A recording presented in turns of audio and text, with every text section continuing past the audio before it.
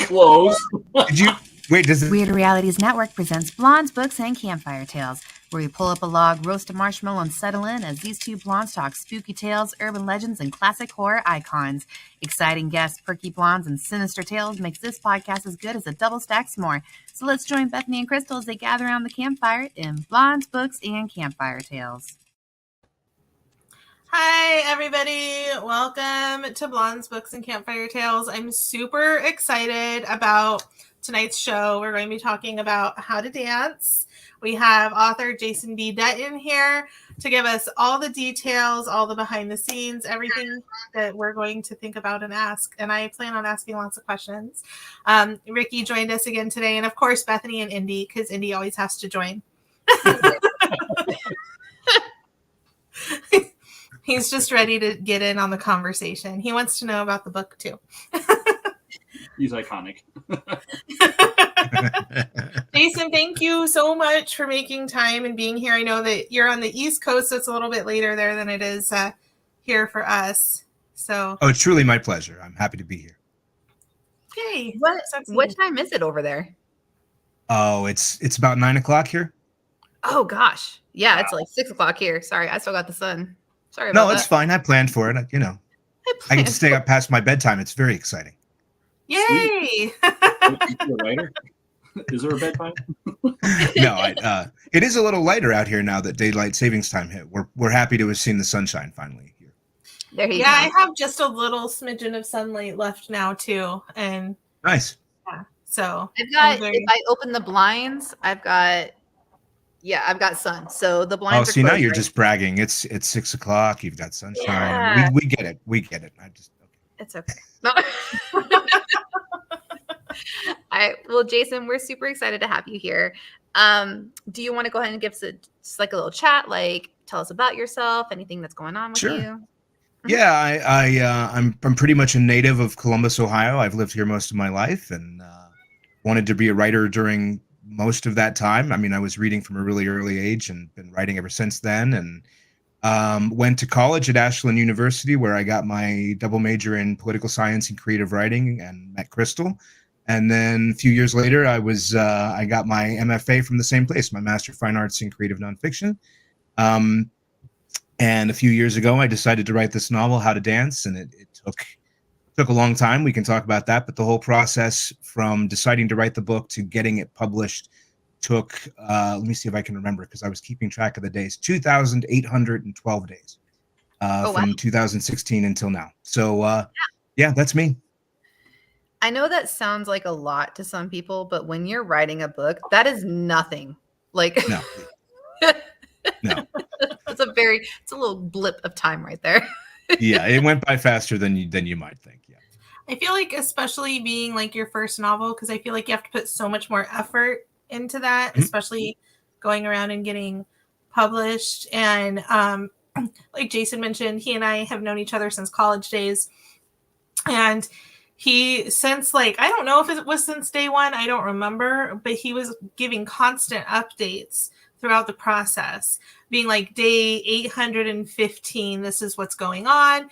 And he really talked a lot about the publishing process and what he was going through. And I loved that. I feel like I learned a lot about the publishing industry without ever having to be like, publish me. Well, I'm glad that was a byproduct.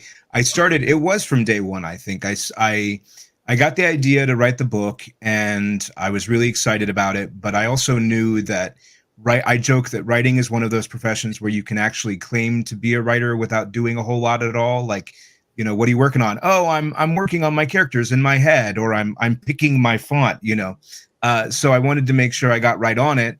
And I made 2 rules for myself. Once I started writing, I said I'd write something every day, which sometimes was 5 words and sometimes was, 10 pages.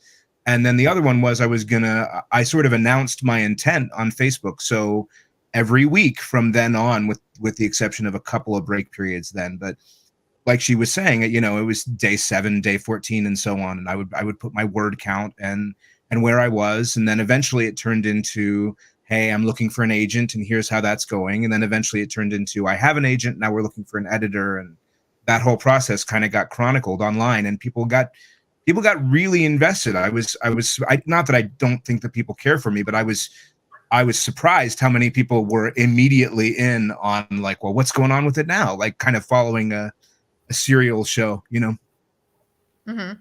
That is really cool, actually. Yeah. Being able to just follow along as you're building this whole process and everything is actually really cool. So what made you think of just kind of putting it out there? Was it just something that you was like, you know what, I'm just going to start saying this? Or was this something that you actually saw somewhere? And you're like, you know what, well, I'm going to kind of ape that. Oh, I didn't see regular updates out there. I didn't take a page from anybody else. What kind of happened was in 2016, I saw a movie preview for a book adaptation called Me Before You. Have you guys seen the movie or read the book? No. I've heard of it, but I haven't seen it or read the book. So I had never heard about it prior to that movie preview, but I saw the movie preview, and it's about an able-bodied caregiver played by Emilia Clarke who falls in love with this paralyzed guy played by Sam Claflin. I think he was in the Hunger Games. So I got really excited about that because that's not the kind of story you see very often. And then Wikipedia told me about 5 minutes later that the end of this story, spoiler alert, is that disabled man commits suicide, which didn't sit well with me, not just because suicide is tragic and destructive, but because this was being generally well received as like a tragically beautiful love story on the same plane as like A Walk to Remember, as if the guy had like died of cancer or something instead of like choosing to leave. And I think what I ended up putting on Facebook, because I wasn't the only one, like the disabled community was pretty upset, and I was getting, and not that I'm like an integral part of that, and not like I'm not like a, you know, I'm not a big shot that just gets word from the other disabled people or something, but I was getting articles and things, and what I ended up putting on Facebook was something kind of joking around. Like if Emilia Clarke came up to me and said, let's make a go of it, my response would not be, sorry, my legs don't work, I think I'll kill myself. And then I said, you know, in all seriousness, I don't think there's a point where you can really declare that your life has no more value.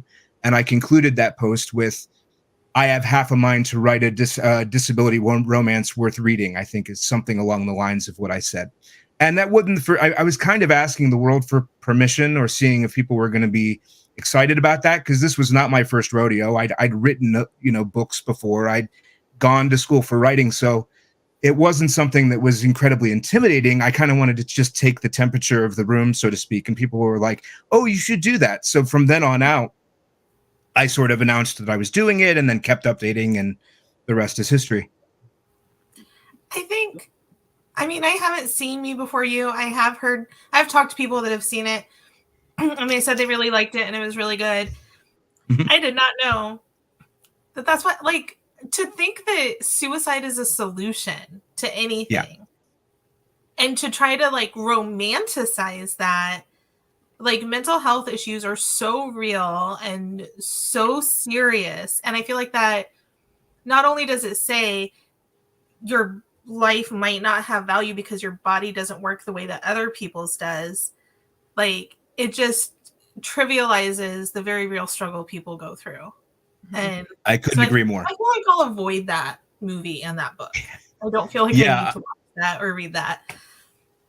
I think if I were to defend the author, which I don't have to do, but I think her point was to write a book about how people should have the choice to do that if they want to, which is a separate debate. But again, like the idea that this was put in the context of a love story, and that there was a guy that was pretty much saying, I'm sorry, you know, my life was so awesome prior to being paralyzed, and I was skydiving and motorcycle riding and sleeping with lots of women, and now that I can't do that, I would be so preoccupied with what my life used to be that I just wouldn't.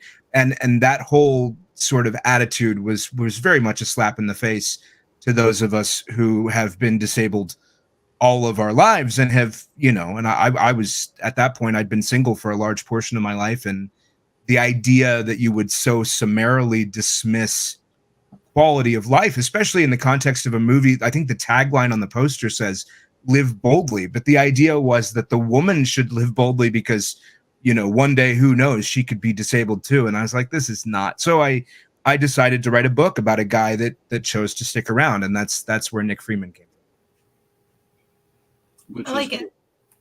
now. What year was this that you officially started? Did you say 2016?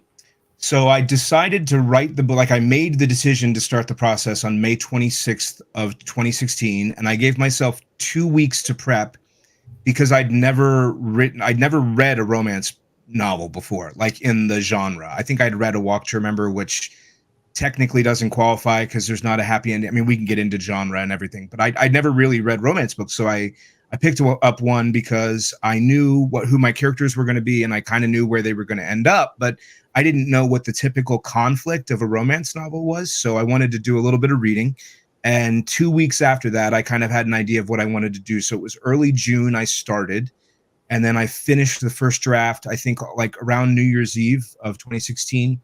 And it kind of went from there. And a large portion of that chunk of time was looking for representation and all of that. It wasn't like 7+ years of just writing. There's a whole lot more involved in getting your manuscript, because I wanted to be traditionally published. It was very important to me. It was kind of a goal that I had since I was a kid, of getting a publishing house to say, we find your stuff valuable enough that we're going to pay you to do it, and we're going to make a career out of this. If I had traditionally published, obviously it would have been a completely different ballgame.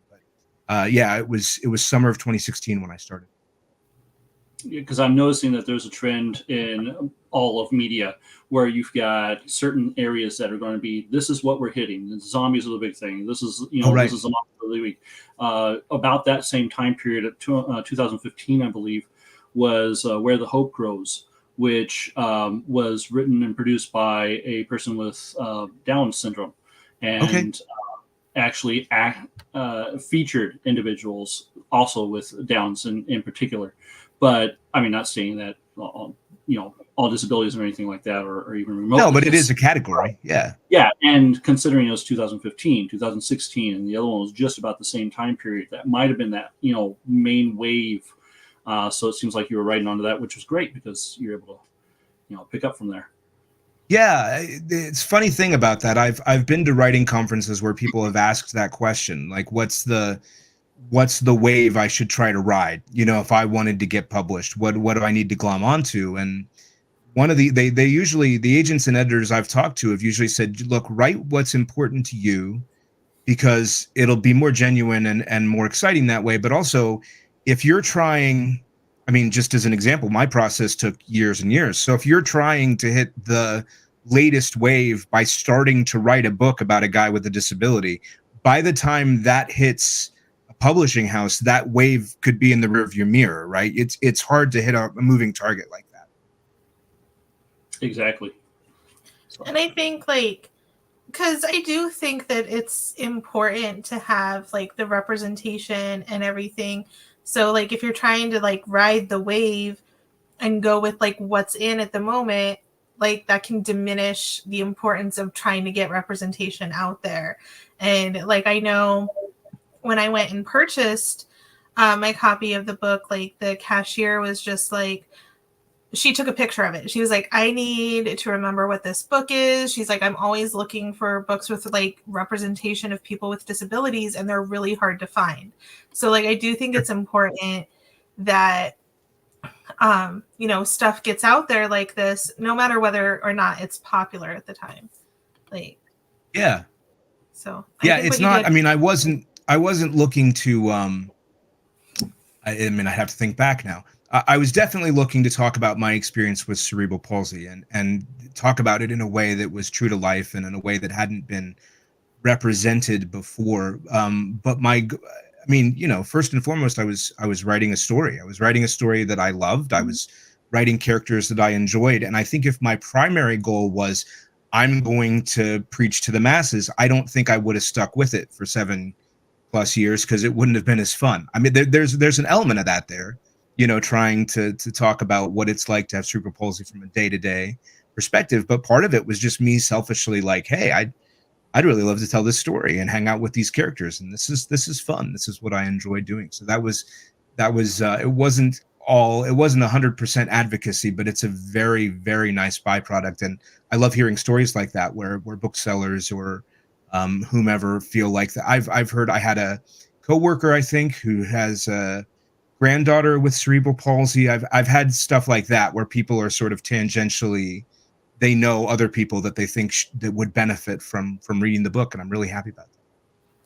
Yeah, and I mean, the fact that Nick has cerebral palsy, it definitely plays into the story, but it's like you said, it's not the main focus. Like, the story is the focus, and like obviously it comes into play at times. And I think one of my favorite moments where it came into play was when he like fell, and yeah, because he knew that he could get Haley out of work, and yeah, he like, I was just like. And that made me really laugh. And it's just like, so it did play into it, but it wasn't like the focus. And so it doesn't come off like it's preachy or anything like that. Like you said, it's just like, you know, these people have, I'm sorry, that sounded awkward coming out, but like everybody, no matter what their ability. I'm with you. Yeah. Like, I'm like, sorry. Like, but you know, it's just normal people living normal lives with normal everyday problems. And, you know, with like, I guess with me before you, it's more of a focus on he's disabled and like this is diminishing his quality of life. And but it's like, does it really have to in that way that it apparently does in that? Right. You know, like, right. Well, there are different. I mean, to be completely fair to that book, I'm not paralyzed. I mean, that's kind of that's a whole other ball game. That's a whole other thing. Now, to be fair, neither was the able-bodied author of that book. She's not paralyzed either. But my point is, I think that a lot of disabled narratives, and I've thought a lot about this as I've written the book. Most disability stories that we see, I think, are focused on the tragic burden of disability. Like, either you have characters who are actively struggling with their limitations, like he is in that book, or you have characters who are sort of blandly inspirational because they've overcome their tragic burden. So you have able-bodied characters saying stuff like, oh, how wonderful that he's gone through all this horrible stuff with a smile on his face. And in both cases, where are we looking? We're looking over here at the horrible burden and not at the actual person, not at the character. And so I thought, if I wrote a story about Nick where the focus, it's not a story about cerebral palsy. It's a love story with a guy who happens to have CP.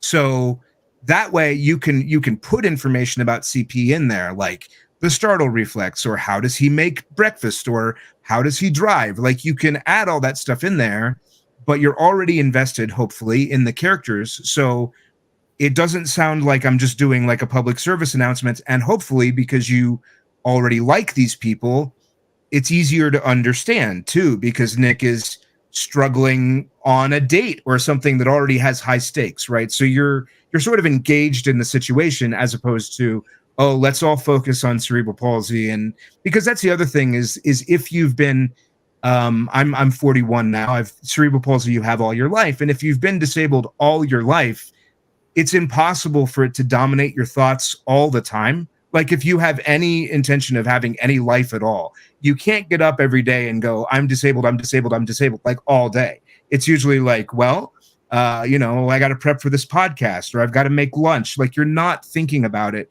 every hour of every day. And I wanted to sort of communicate that here, that it can absolutely dominate or affect every part of Nick's life, but it isn't the only thing he's got going on. And it's not the only thing he thinks about. And it's very rarely the most important one either. Mm-hmm. Exactly. It just adds flavor, texture to it.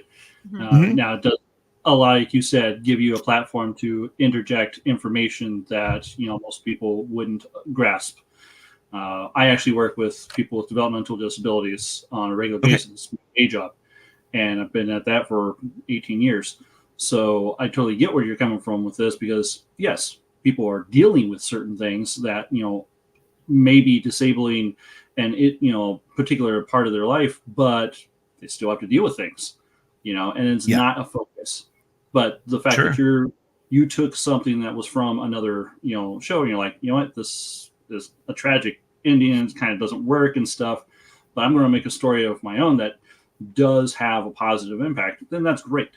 And that's more what we need to be focusing on in general, I feel. So I appreciate that. Thank you. Yeah, I may be reaching here, but I don't think anybody's particularly surprised at this point to find that life with cerebral palsy is hard. Like that's a message that we've kept communicating, and yes, we can list the struggles and all that, but it's, in a way, it's more interesting to go again, choosing to live. What happens when you stick around? What are the weird things that people say to you, or the random challenges that you might not think about, or just the way that your entire view of the world, in a way, your mindset when you prepare to go places is different. Your mindset getting in and out of buildings, which is not like, and I hope it didn't come off this way, it's not a pity party or a woe is me situation, but it is definitely like people with disabilities, and that's not, limited to CP, but we do view the world differently. And to me, that was a more interesting story than I'm disabled, it sucks, let's all focus on how much it sucks so we can feel sorry for the people that are disabled. Like I'm glad that people are realizing difficulty, but that's not nearly as useful or interesting as stories. And the best part is when you can come up with things that able-bodied individuals wouldn't understand, that is really a joke to the community. Yeah, exactly. Yeah.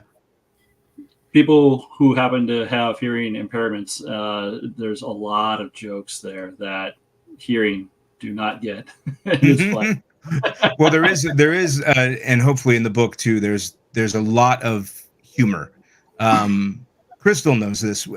I used it all the time. I mean I think I would use humor anyway, but it's an amazing way to deal with disability and to sort of deflect awkwardness. And we had a friend in college whose name is actually in the book. When Nick gets mistaken for the girls' basketball coach, Tony Snyder's a real person, and he loves sports and he's in a wheelchair. And we would, every day in college was filled with maniacal laughter about stuff like me moving his glass of milk out of reach to bystanders. It would look like I was just being like cruel, and the both of us would be cracking up about whatever because of our shared experience, and that's a great way to deal with that. And again, kind of an approach I wanted to take in the book, because it is hard, but I don't know that there's a lot of advantage in just sitting around focusing on how hard it is. Well, yeah, I can't think of a time that I saw you two together on campus that you weren't laughing. Like yeah, just still to this day. Two of the happiest guys I've ever met, Jason and Tony. That's true. Seriously, that is true. I'm going to show. We had a blast again here, because I think it's really important. Because I know it's good to have representation. I know a lot of people have internal struggles as well as physical struggles, and sometimes the physical is more noticeable. That's why people kind of bring it up a lot more. But everybody has struggles, and there's so much stuff that goes on. And I love that we're showing representation of everything. But I also know that your book comes across as a romance book as well. So were you originally intending to come out as romance in addition to this, or were you just kind of writing and that's the story that came out and it came out kind of romance like, or what was your original intention with it, or did you just let the book write itself? Are you saying, did I intend for it to be a love story? Yeah. I mean, I knew that was part of the research going in, and I had written one at the tail end of college. I'd written one as part of a senior project about a disabled college student and an able-bodied girlfriend. And that was something I tried to get published back then, but I didn't try nearly as hard as I did with this one, because I didn't believe in that first book nearly as much, which you really need to sort of 1,000% believe in what you're doing if you're going to push it in front of, countless agents and editors. But yeah, I mean, I've always loved love stories, and the more I've done this, I have a pet theory now that everybody loves love stories. I just think they're packaged differently. Like Sense and Sensibility is a love story, Pride and Prejudice is a love story, but so is John Wick and Twister and Taken and Die Hard, and I could go on. So I think so many stories are centered around, or characters in them are motivated by love of something. And I've always been drawn to those relationships in stories, whether you're talking about like Captain America and Peggy, or, even platonic, we talk about Nick's best friend Gavin in the book. There's platonic friendships I love too. Kirk and Spock, or Holmes and Watson. I've always liked love stories. I sort of became more aware of that the more intentional I was writing this one. But from day one, I wanted it to be, I called it a love story because I didn't know whether I had a romance for a little while. I had to learn more about the genre because it's so big. I did some research by reading. I read some Nora Roberts books starting out, and Nora Roberts is like the James Patterson of romance. Like, she's a big deal. But I read the book and I thought, well, that was pretty good, but it's dramatically different from what I'm writing. So if Nora has a romance, then maybe I have something different. And so when you were, I was sending it out to agents and I was calling it upmarket fiction. I was calling it a love story. I was calling it everything but romance. Then there are so many genre terms out there. And then eventually I gave it to a friend of mine who writes, her name is Emery Lord, and she writes really good young adult books. And she said, what kind of feedback do you want? And I said, can you tell me what I have here? What would you call this to an agent? She says, well, you have a contemporary romantic comedy. Weirdly, I had to be told that it was a comedy. I mean, I knew it was funny, but I'm not sure I knew it was as funny as it is. And she said, I would recommend this woman named Carrie Winfrey, who is here in Columbus and writes one of the books she wrote is called Waiting for Tom Hanks.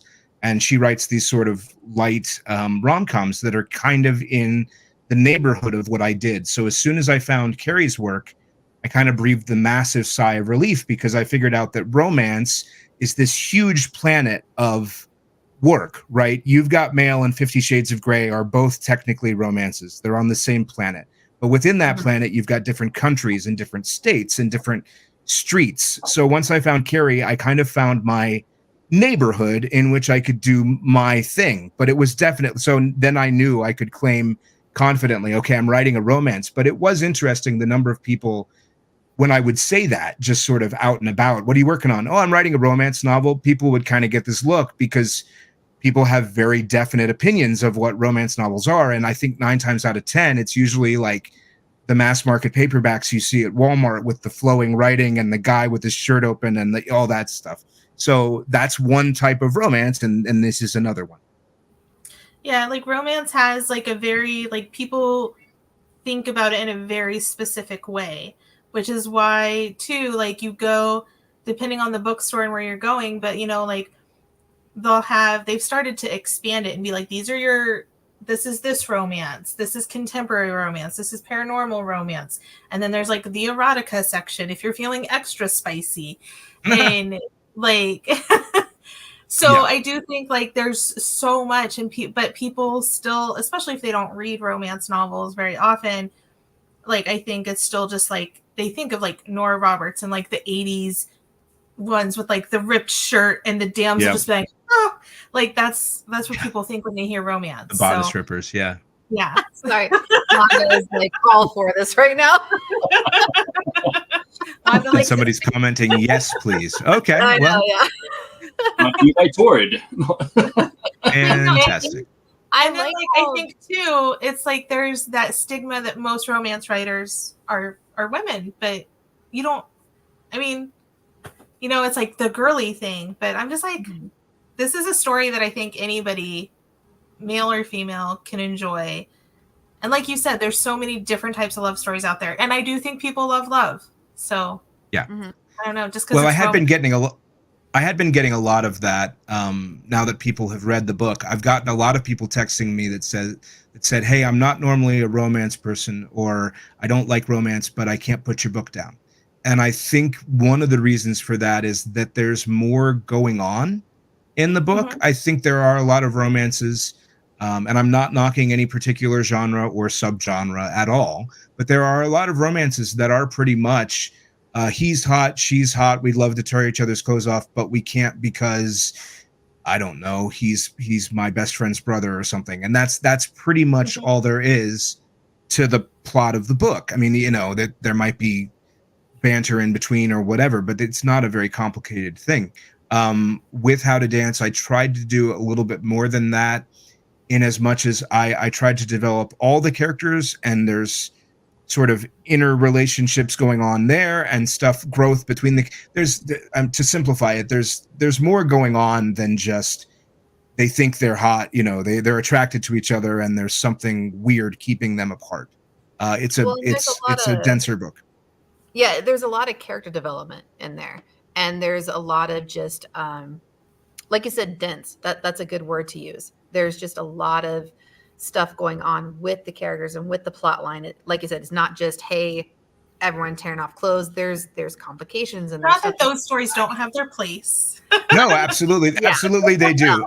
But I get more. I'm more interested in. The last thing I want to do is disparage those stories. But personally, it doesn't connect as much with me. And this is a problem with, your typical rom-com on screen is they're typically about 90 minutes long.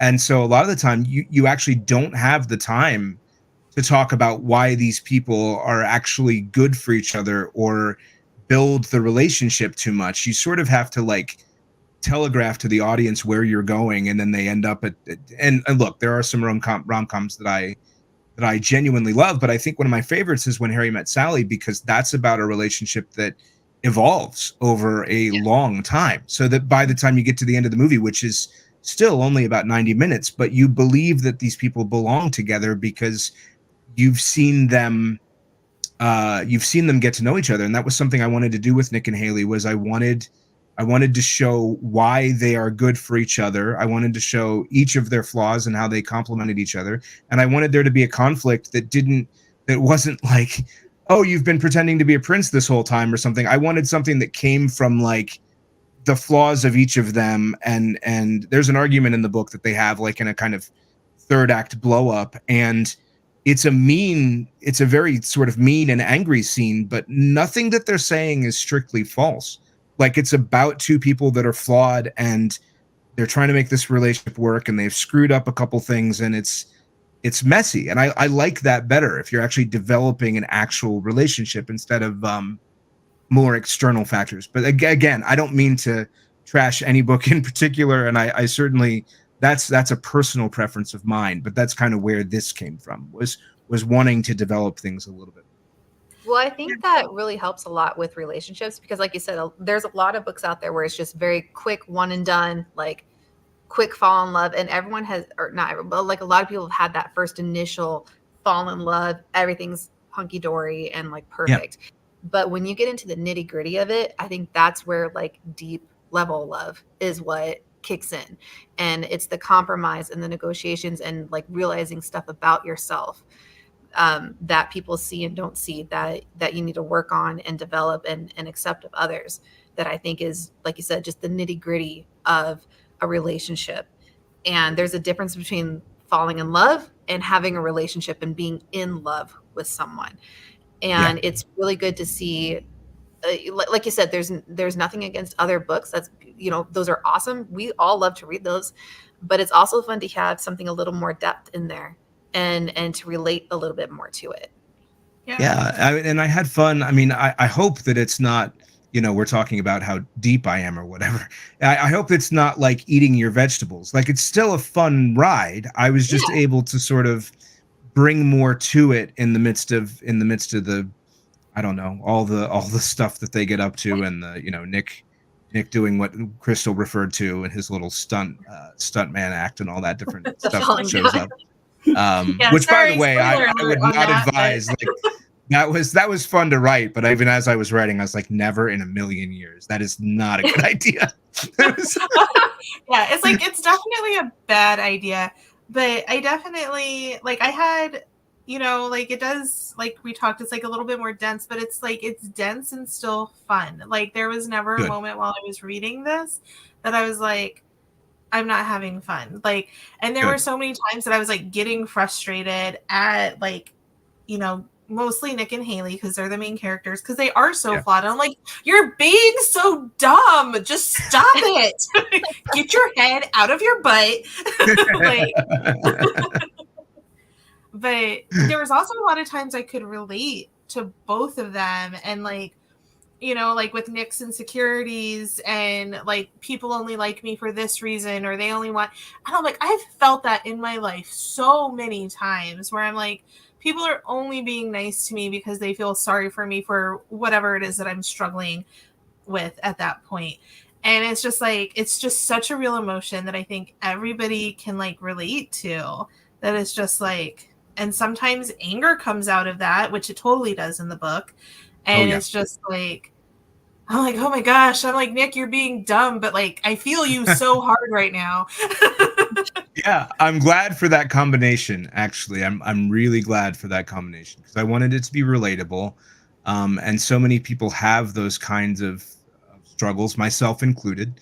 Um, Again, I wanted it to be true to life in the sense that I've said over and over and over again, and it was one of the first lessons I learned, that I think the hardest part about writing a romance to me is that you have to establish that these two people are meant to be together, but at the exact same time, you have to come up with plausible reasons why they can't be for like the better part of 90,000 words, and it's really hard. Like you have to do it in a way, because if you don't, I've read romances where to me the conflict is too simple, or like, guys, if you would just sit down and have a conversation for about 3 minutes, this whole thing would be resolved, or stuff like that. So you don't want to frustrate your reader by going like, I don't understand why they're not getting this. But at the same time, you can't make it too complicated because you only have so much space in a book. And then also if you make the couple, too dysfunctional, you're wondering why they're together at all, which is another problem that happens. So I'm glad that we kind of hit that middle point of like, I'm frustrated because they don't realize how great they are, but also I totally get how they could get in that situation with each other. See, and I love when authors do not treat the reader as an idiot. So the fact that you were looking for that medium right there is great. So well, good. Yeah. I'm gonna take a split second because I realize that it's getting darker and like everyone else's screens are bright. And I was gonna say, so now your sunlight is going. Okay, yeah. I know. He's bragging about the sunlight over there. I thought I had a little more time with this extra hour, but I don't. Give me a second. You guys discuss. I'm going to play with lighting real quick. Okay. What is your plans for future works then? Are you sticking with the romantic genre, or are you just kind of whatever strikes next, maybe, or? Well, a dream of mine is to have, I grew up on mysteries. I grew up on Sherlock Holmes and the Hardy Boys and Agatha Christie and stuff like that. So if I ever got a good idea for a mystery, a dream of mine would be like a Nick and Nora Charles situation where you had like a couple that was also got embroiled in a mystery somehow. That would be cool. But for right now, yeah, I do want to keep writing love stories in the vein that I did this one. I'm not under contract for anything, but I do want to continue writing about the folks, the world that this is in, and the characters that are in it. But like I said, I don't have a contract for that. I actually have to. I would have to present a proposal to my editor because anything that occurs in the Squeaky Lion universe or whatever would have to be with the same publisher. That's just kind of the way it works. Nobody wants a companion book to a book they don't own. So writing, what I always say is, if you want more of Nick and Haley and the gang, and you like this book, just trumpet it from the rooftops and review it and share it and get as much visibility as you can, because then hopefully I'll get to write about more of these guys. And I wanted to ask you, because I can't really talk too much about what I have in mind for another book, but I did want to know if there was anybody that you read about in this book that you would want to hear more from, or a romance from two characters that we've met that are not Nick and Haley. The character that got pregnant, I'm blanking on the name. I'm so sorry. Mel, is that it? The character with the kid? Yeah, Mel. Yeah. Yes, I want to hear more about them. Okay. Yeah, Mel and Devin. I mean, obviously, like they've been. I kind of was like, oh, they're like the Corey and Topanga because they've been together for so long. Yeah, that's true. That's a good analogy. Like, there's like so much going on, and like just, I'd like to get more into Mel's headspace for sure. Yeah. Because she is just like, it seemed like, especially like she just is, I just think she has like that struggle that like a lot, and I'm not a mom, so if a mom out there wants to dispute me, go ahead. But just like the struggle that you hear about like so much, where like she has a kid, and she's so scared to step beyond her mom role and like do more beyond that. And there's so many reasons. Again, I don't want to talk too much about the book for people, like about the plot lines, because I don't want to spoil anything. But it's just like, I just feel like that's so like society, so much societal pressure, plus the things that have been going on in her life that gets her to that. And I just think that would be cool to explore for sure.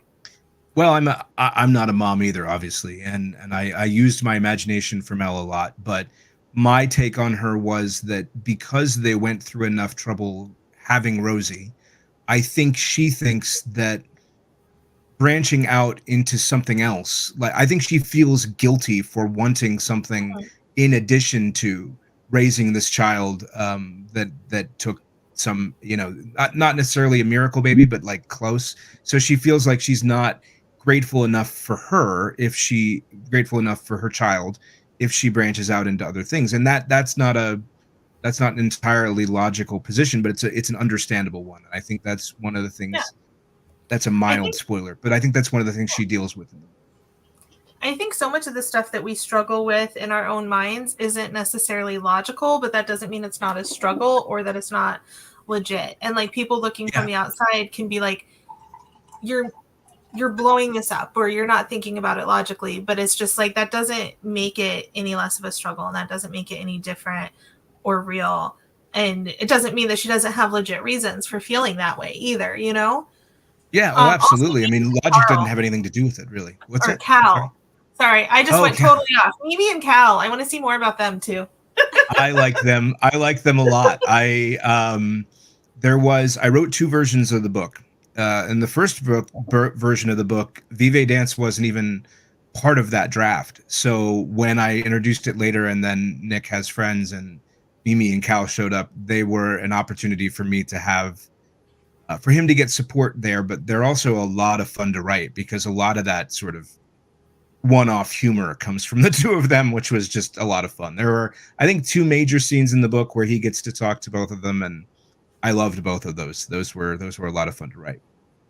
Yeah, I think they were a lot of fun, and they were just seemed to be like instantly just like genuine people, Yeah.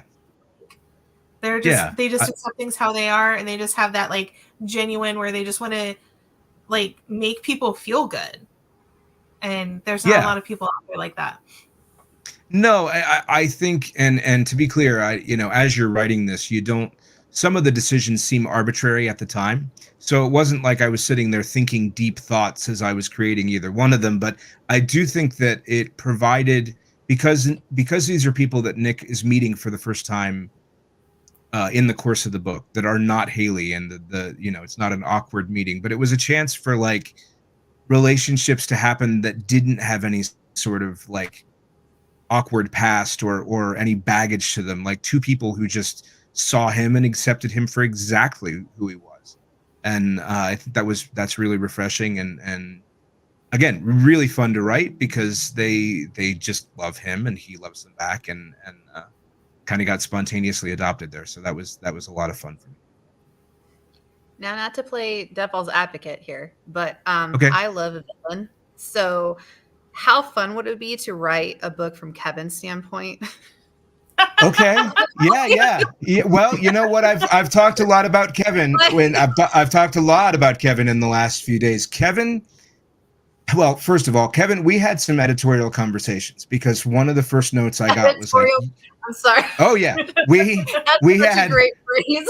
Like my agent was like, you've got to make him into more of a person. And my first reaction was, well, I hate to tell you, but like I've seen relationships like this where women, I guess it could go both ways. But what I've seen are wonderful, talented, beautiful women who are inexplicably with just guys that are they are that are so far below them as far as, like they deserve so much better. And eventually he kind of evolved into, I honestly don't think Kevin is a bad guy. I think Kevin is a guy who was told from a very young age to never let anything get in the way of your dreams. And if something does, then throw an ultimatum or dump the girl or do whatever you have to do. And life, there's a line in the book where he says he walked with the like amiable confidence of a man that knew life would always go his way. And right up until the events of this book, like things have kind of worked out because he's talented and good looking and charismatic, and he's associated with people that have never really put up an honest to God roadblock until some of this stuff in this book. So I would 100%, I would actually love to write a book where Kevin gets kind of a redemption. Here's what it means to actually be in a relationship where you have to decide what's most important to you because you can't have everything. So I completely agree with you, Bethany. I think that's a great idea. Yeah, and I agree. I don't think Kevin is like a bad guy. I do think he made some poor choices. And oh yeah. Yeah, all of us have. All of us have. Yeah. And I think it was, it came from like he just kind of had a flippant attitude and assumed things, which all of us have done. And just like it did, like you said, it like shook up his world. Like, oh, everything's not just going to go, like people are going to make their own decisions and not do what I want them to. Because I feel like that was more his thing. He's like, well, this is what I want. So this is obviously what everybody else wants. Yeah. And like it threw him off that, no, that's not what they want. No. And people give, I mean, most people do not like Kevin and they're not supposed to. I mean, he's supposed to be kind of an annoyance, and Nick certainly doesn't like him. But they do give, readers give Kevin grief for being ableist at certain points because of assumptions that he makes. And I point out that Nick makes a lot of those same assumptions as far as whether or not a dancer would want to be with somebody, whether or not somebody who cared so deeply about physically dancing would want to be in a romance with somebody who could not do that. Both Kevin and Nick are making some pretty major assumptions about the nature of those relationships. And that's, I don't think it's a spoiler because it's kind of on the back of the book that Haley doesn't view dancing simply as doing a tango correctly. How to Dance is a title that isn't just referring to like how to ballroom dance. It's about your relationship with the world and other people and how you find your rhythm in that way. So, my point initially. Oh, right. That Kevin does make some bad assumptions, but he's not the only one, that makes flawed. I think you actually said it. Everybody in the book is making flawed assumptions about themselves and each other. And I think that's what makes things interesting. Yeah. I kind of want to see Kevin as, did anyone watch Stranger Things at all? Yeah. No. Oh, yes. Gosh. I like how Rick's like, no, yes. What's the, am I supposed to? Yeah. Well, okay. Just to kind of summarize, there's a character, Steve, in there that on the first few episodes, he's like the it man. He's the popular boy. He's got the hair. And like, oh my gosh. Well, I'm jealous. He gets hardcore dumped by like the girl, one of the girls in the show. But he turns out to be the most lovable character because he learns about himself and he adapts and he changes. And like, he is my favorite character of the show because he just becomes the mom of all these kids. And he's like taking care of them, trying to like chase after them on all these crazy supernatural things. So like, I want to see that for Kevin. I want to see a redemption thing. I want to see him realize stuff and kind of get a lot of character development. Even Londa's like, I think that's a great idea. I think everybody should go out and buy the book and buy multiple copies of the book. I think that's the best way to make that happen. Everybody needs to make this rocket to the top of the bestseller list. And it is available in whatever format you prefer, audio, digital, or paperback. So. That's true. Yep. Anywhere books are sold. Yeah. That was actually the thing. I went and I looked up, Jason B. Dutton and, just to see, what popped up. And there was like 50 different links here. So yeah, pretty much on. Yeah, that's That's a new thing. My coworker at my day job was like, "You're on Google now. You should Google yourself." I said, "What does that mean? What do you mean I'm on Google now? What happened?" But yeah, there is a bit more of an online presence. Yeah, and most of it's, I mean, you'll see my website there. My details are on the back of the books, my website, my Instagram and stuff like that. And I've said, if anybody wants to get in touch with me or talk to me about the book or whatever, you drop me a line, or I'm happy to know what you think about it or any ideas like that. I'd like to be very conversational about this, because apart from writing a very fun love story, I did want it to be, I wanted to contribute my perspective, especially when related to that. I was worried that people were assuming that if you lost capability or you didn't have capability, that suicide was, if not a logical next step, like a viable option. And I feel like that's a really dangerous assumption to make. So I agree. Now, because you've had, just to kind of go back a little bit, how you were talking about, like, obviously it's a book on representation, and you were talking about how you want people to experience things for people who may not have had their eyes open to experience certain stuff. But I remember reading something, I don't know if it was on your Facebook, because I like Facebook stalked you, trying to like figure out who you are. Just to remove a little bit of the aura of mystery. Well, I'm here now, so you can ask me anything. But I read a comment. I don't know if it was someone who left a review or someone who was chatting with you, or maybe you made the comment. I'm so sorry, I can't remember. But there was a comment about how you went to, or someone went to the bookstore and your book was on the top shelf and they weren't able to access it. Yeah. And so, like, hearing that experience, I don't know if it was you or someone else who made that comment, but I can tell that story if you want. It was I mentioned it on a podcast initially, and then I think I wrote about it on Facebook, because the day the book came out, I went to my local Barnes & Noble to find the book, and my local Barnes & Noble is at a place called Easton here in Columbus, and the Barnes & Noble is huge. So the book was actually shelved at the top of the romance section. I'm 5'5", so I couldn't reach it anyway. But what I did was I went to an associate and I said, "Hey, I'm Jason Dutton. I'd love to sign these books for you, but also can we reshelve them? Because nobody in a wheelchair would be able to find or retrieve it or discover this book."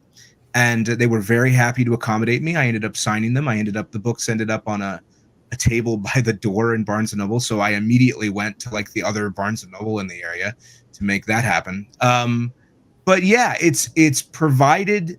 I think I said on the podcast too, I don't consider myself, I never really set out to be a vocal advocate. I'm not a confrontational person. I'm more likely to put up with a door that isn't automatic if it means that I get to live more of my life instead of, spending my hours complaining about something, which may be a character flaw of mine in some cases. But this book being out has provided opportunities for advocacy that I didn't really anticipate. And I think that's a really fun way and a really sort of effective way to do it, in that, not that I'm kind of rolling up and in your face and that you have to change this, that, and the other thing, but like, hey, here's this book about disability, and if you read it, you will understand along the way of a fun journey, you will also understand how some things that maybe you haven't anticipated are a little more difficult for, certain people, and you will understand why something that you may say, something that kind-hearted, considerate people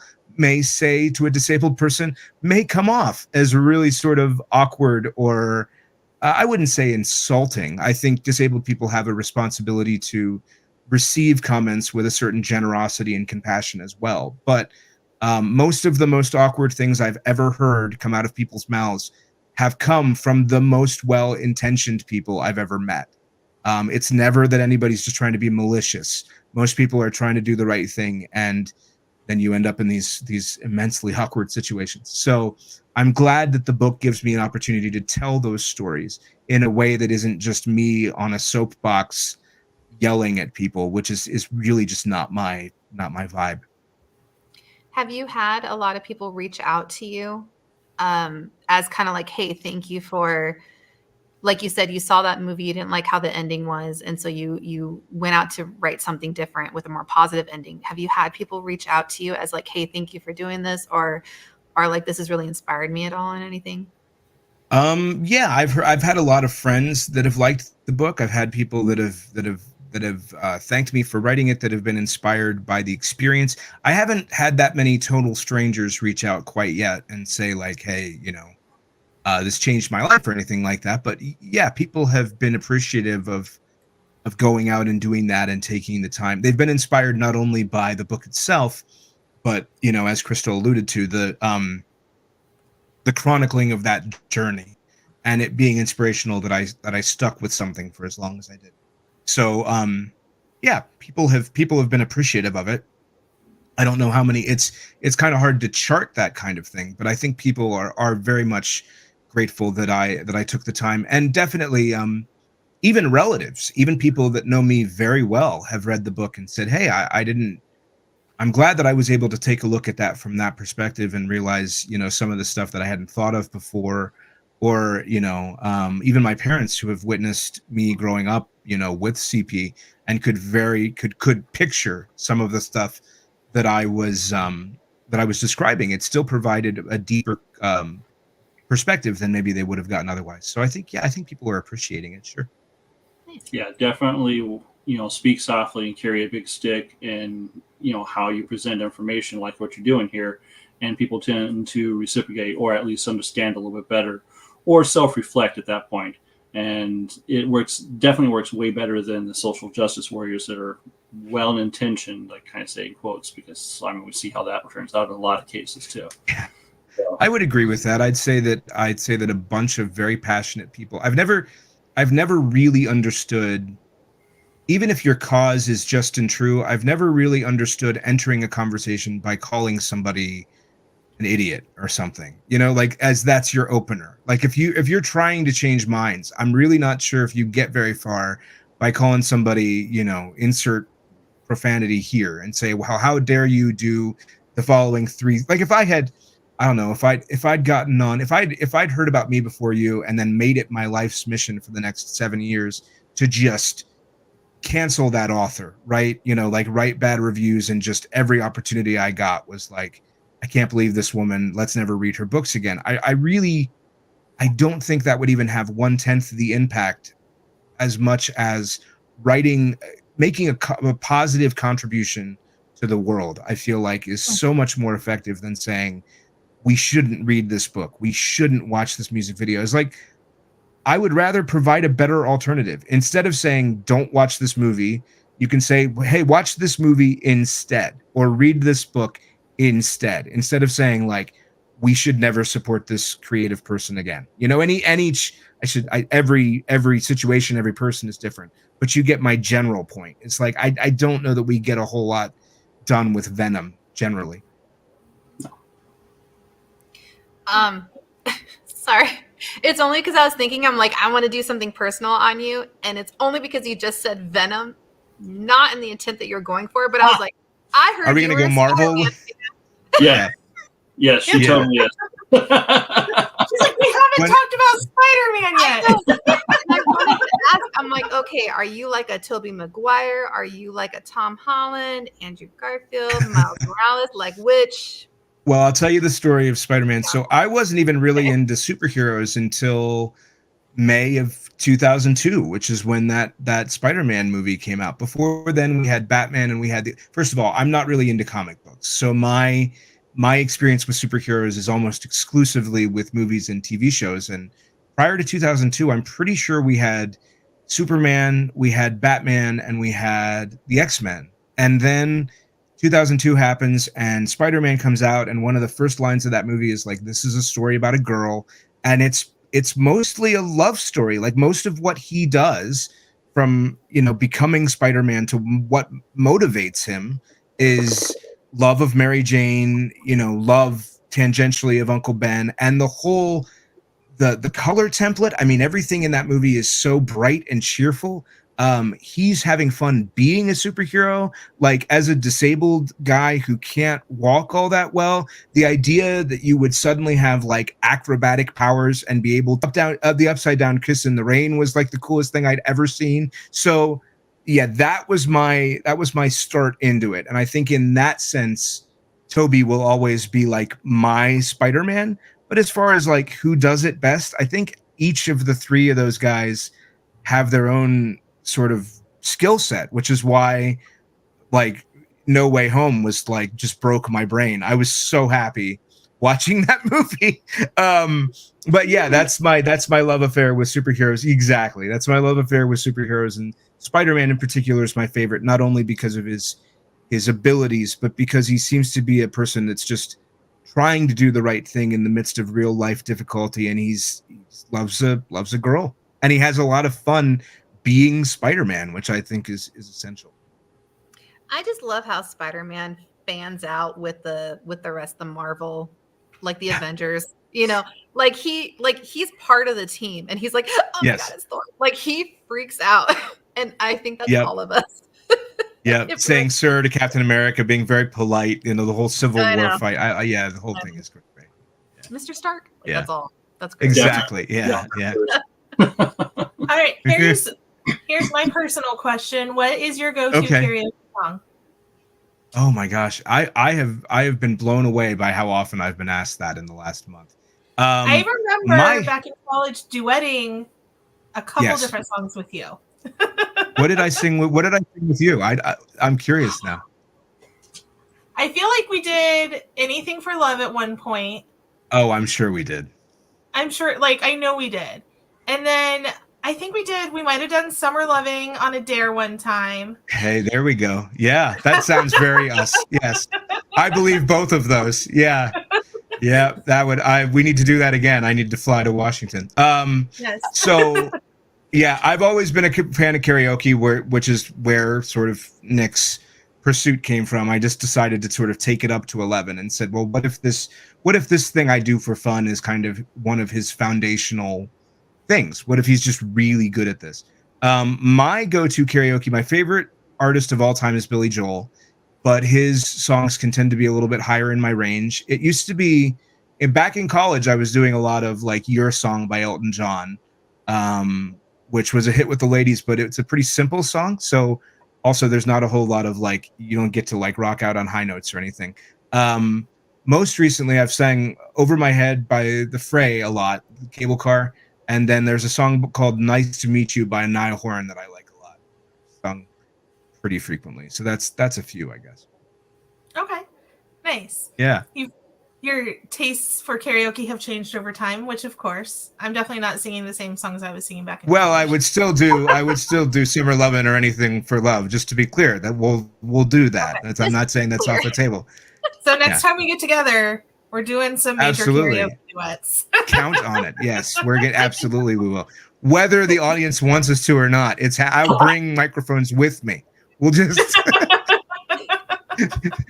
be in the middle of an Applebee's. Like, it's time. You would have been great at the campfire that we did in the last episode, where we nice. We were actually all together on our last episode, and we had a little campfire. Now, we did have technical difficulties with sound for like the first half hour. Oh, all right. But yeah, that would have been cool. I can honestly say that I have never done karaoke. No, I've never done it. I have watched it. Can you sing? I have watched it. No. Okay. No, even my cats are like, we met in choir. Yeah, choir, not solo. Choir. So, but you can carry a tune though. No. Okay. And yet you were in choir. That must have been unfortunate for everybody involved. Here's the thing. You didn't have to audition for choir. It was a class. Oh, okay. Okay. No, this was in junior high. They didn't really audition. Yeah, I got you. All right. I'm pretty sure I had to audition for my junior high choir, but middle school wouldn't have been. Wasn't that fancy. It was public school. Okay. Oh no, mine was too, but it was flipping huge. So she probably had a lot of people to choose from. Oh yeah, no, not ours. Yeah. The one time I tried karaoke, I was trying to do MC Hammer, so too legit to quit. Oh yeah. Somebody had to come in and try to save me mid song. Sometimes you just bite off more than you can chew. Like I tried to do that song 1 week by Bare Naked Ladies one time. That's a lot of words. Like that's a lot of words at once, and I can't do that. But that's the difference. I made that joke at a bookstore where if I think Nick would find a way to do that. Like I think he would practice it until he got it done, and then he would go present it. Like I think he would take it that seriously. Yeah. As far as serious goes, you really have to be careful because in certain places, like in Southern Korea, there's a song, I Did It My Way, that they are deadly serious about. And there have been people who were killed over the fact that they had failed this song. This is in South Korea?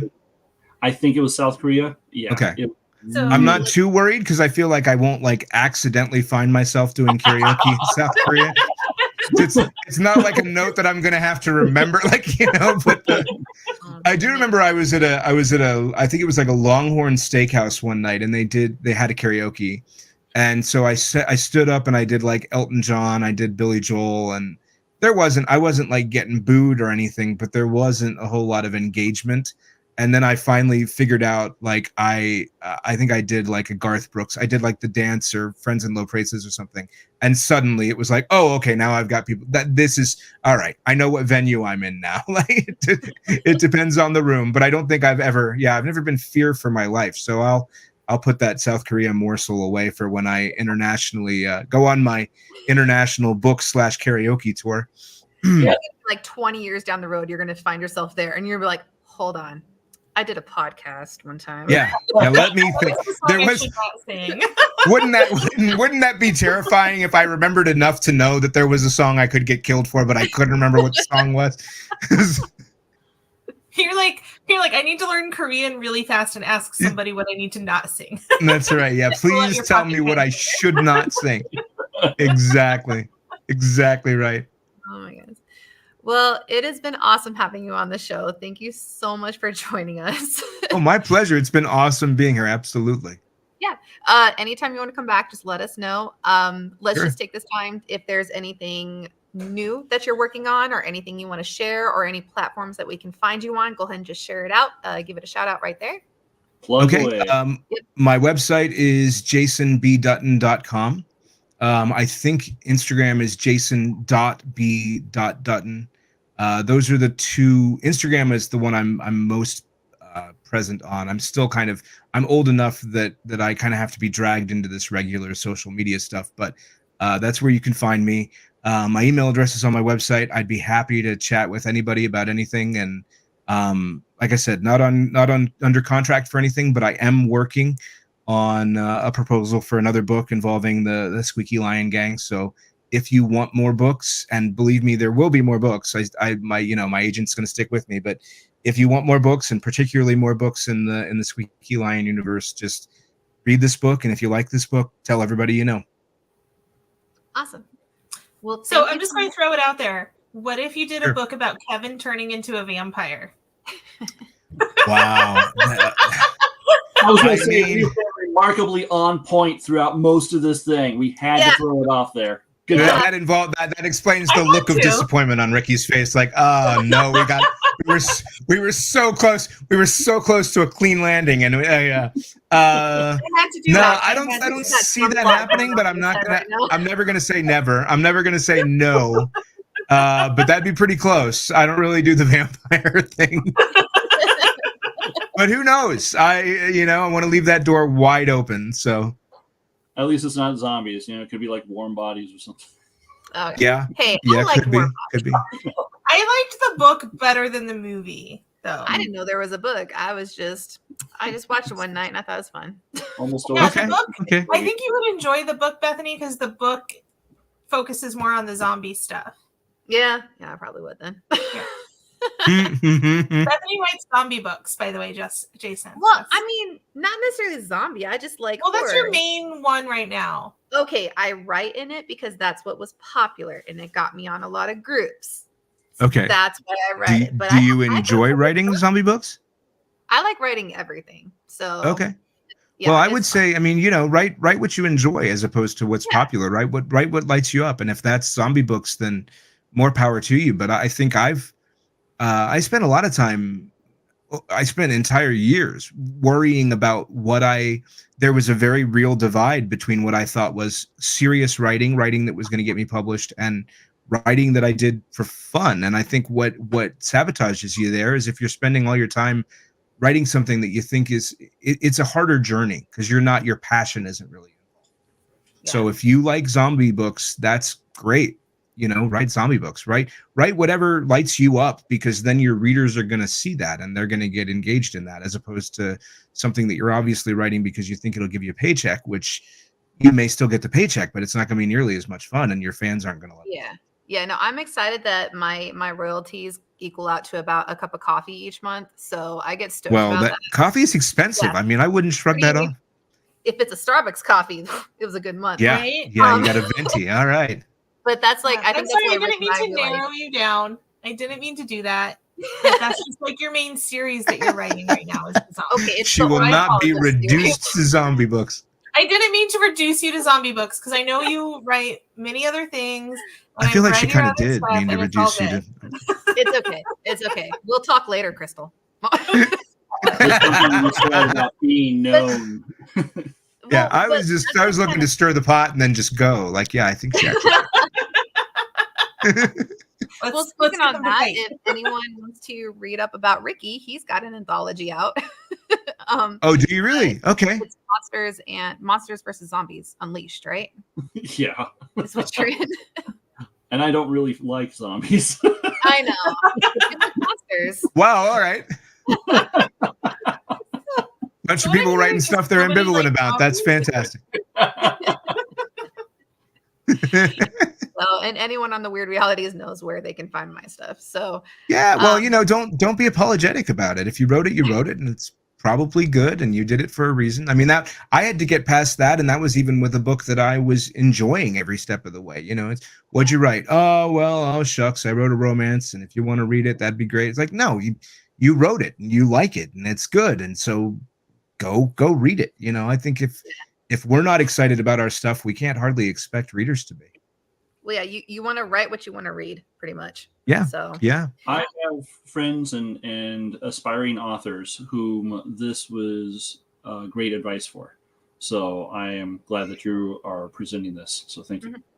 Well, yeah, you're welcome. It's advice that I learned the hard way. Really, it was giving myself permission to really believe that, boy, if I write a book with a whole bunch of pop culture references about a disabled guy and a dancer, that people want to read it, and they do, not just because I'm a good writer, but because it was something that excited me. So yeah, give yourself permission to play, and then the technical part comes later. If you want to if you want to know how to make it into a better book, you can go to workshops or hire a copy editor or whatever. But the play part is really drastically important. Like just allowing yourself to have fun. Yeah, and I do think it's obvious that you had fun writing this book. Really do. Heck yeah. Yes, every step of the way. Yeah. So I'm very excited to see what else you write, both within the Squeaky Lion universe and without. I love calling it that, by the way. I just think that's like I'm just going to adopt that term and use Squeaky Lion as often as possible. I never heard that phrase, but I love it because nobody ever heard the reason I give in the book is legit. Is my friend had a dog named Scotty that had a Squeaky Lion chew toy. So the joke was I said Scotty and the Squeaky Lion band should be his, like his musical group. But I co-opted it for the bar, and that's that's my little nod to my friend Victor and his dog, and now I get to appropriate the what would that be? The SLU, the Squeaky Lion. SLU. I would totally frequent a bar called the Squeaky Lion. Not even. So would I, yeah. I'd be like, that's where I want to go. That's right. I haven't even been there. I just like the title. Yeah, exactly. Yeah. Right. Yeah. If you didn't sing karaoke at the Squeaky Lion, that would probably be where I would do my first song at. So yeah, that's a heck of a compliment. Yeah. All right. So whoever is thinking about opening a bar right now, you heard it. Open a bar, call it the Lion, and we will all come there and do karaoke. Yes. Absolutely. It's on the internet now. We're all committed to it. Because it's a binding agreement. All right, Jason, thank you so much for joining us. I hope everyone had a you're really welcome. good show tonight. Like I said, anytime you want to come back on, you're absolutely welcome to join us. So I should take you up on that. Absolutely. I'll stay in touch. absolutely. Yeah. Everyone else, go check out Jason's book. It is How to Dance, and you can find it on Amazon and Barnes and Noble, and where else? It's pretty much everywhere. So Amazon, Barnes and Noble. What I usually say is, it's literally available anywhere. So if you go into a bookseller and they do not have it in your local bookstore, you should be able to talk to your bookseller and say, "Hey, order a copy for me." But I mean, it's pretty much everywhere. The audiobooks on Audible. There are copies in libraries, thank God. And obviously, I'm biased as far as you buying the thing, but it's available wherever. So I'm very happy about that. Awesome. Well, thanks for coming on. This has been another episode Pleasure. of Blondes, Books, and Campfire Tales, and we will see you guys in 2 weeks. We haven't figured out exactly what we're going to talk about, but we'll talk about something. We'll figure it out. We like to play by the seat of our pants. Exactly. But thank you everyone for joining us, and we will see you next time.